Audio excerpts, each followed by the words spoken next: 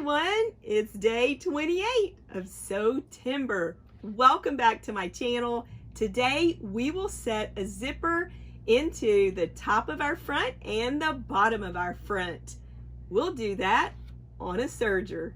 Let's get that zipper set into our project. We'll be installing our zipper using our serger. You'll notice that I have a cording foot. This is the cording foot for my serger. If we turn it over to the back, you'll notice that it has a tunnel in the back, and that will accommodate the zipper teeth. It allows the zipper teeth to rest within the tunnel, and you still have contact between the bottom of the presser foot and the feed dogs. I like using a zipper, a polyester zipper, not a metal zipper, because again, we're using our serger, and we will be cutting off when we head over to our construction process some of the extra zipper that will be hanging off. I always like to zip and unzip my zipper just to give it a test and make sure we have a zipper that works. Let's look at the bottom of the foot once again. So if you'll notice, if I slip the teeth of the zipper within the tunnel, it allows a flat surface when we're serging. There's no raised area because the tunnel accommodates those zipper teeth. We'll be installing the zipper within the top front and the bottom front.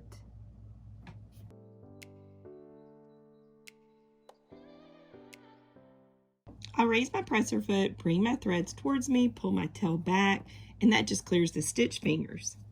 Next, we'll take our zipper. You'll notice that I have it unzipped.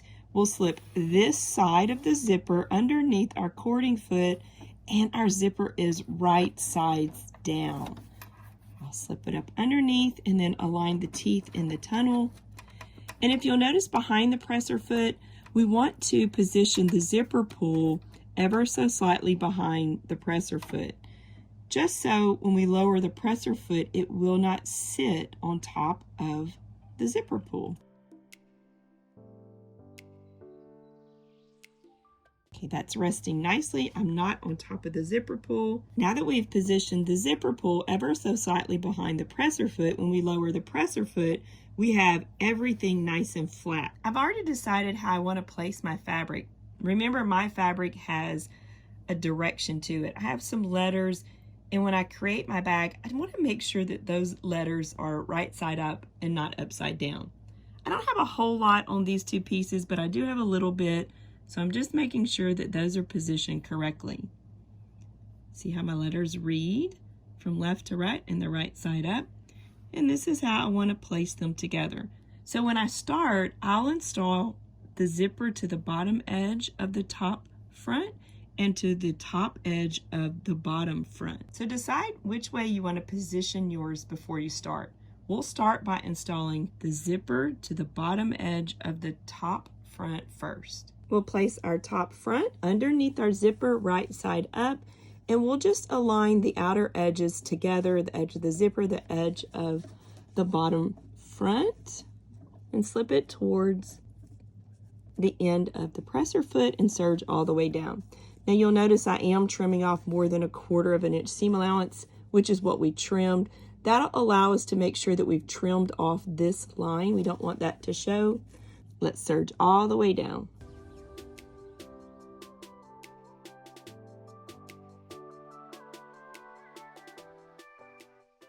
Once we serge off, we'll just bring the tail of our zipper off to the left.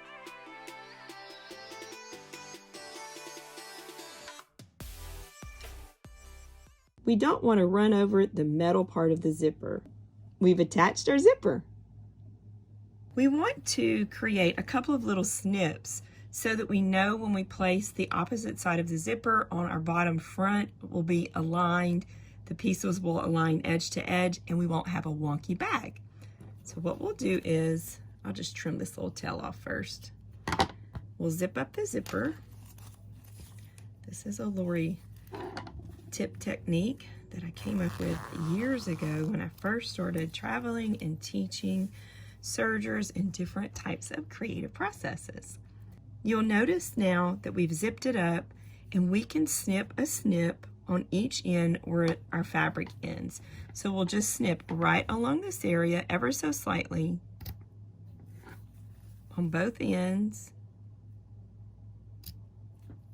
And that'll give us a visual reference when we start aligning our bottom underneath our zipper. We'll unzip the zipper and head back to our serger. Let's raise our presser foot. And I'm going to raise my needles as well.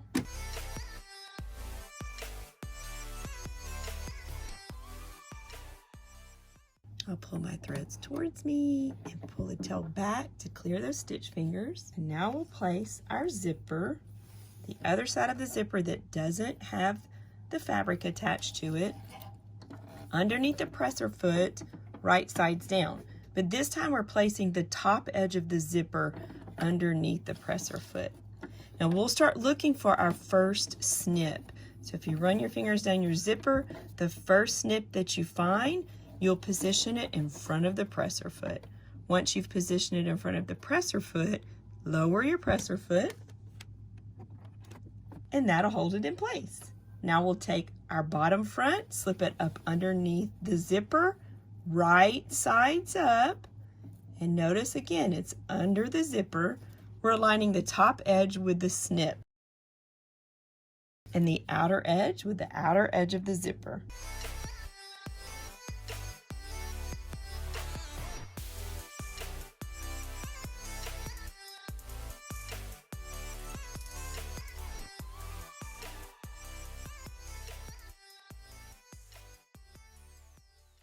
Once again, after we've serged off the fabric with our needles, we'll take the tail of our zipper and swing it away from the blade and serge completely off.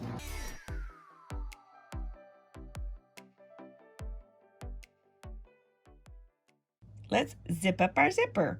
So here's the bottom front, here's the top. Notice that we look a little twisted, so we'll just bring this over. Sometimes you have to look at it for a minute. There we go. See, our zipper pull is positioned correctly. And then we can zip it up. Doesn't that look nice?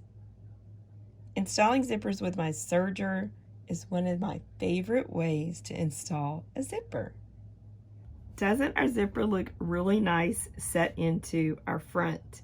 I've pressed it nice and neat. If we look at the back side, you'll also notice how I have it nice and pressed. Press yours before we start within our next tutorial, constructing it all together. Thanks for watching. Show me your sew, #Sewtember on Instagram, join my Facebook group, and subscribe to my YouTube channel if you haven't just yet. Like this video if you enjoyed it, and I'll see you tomorrow for day 29.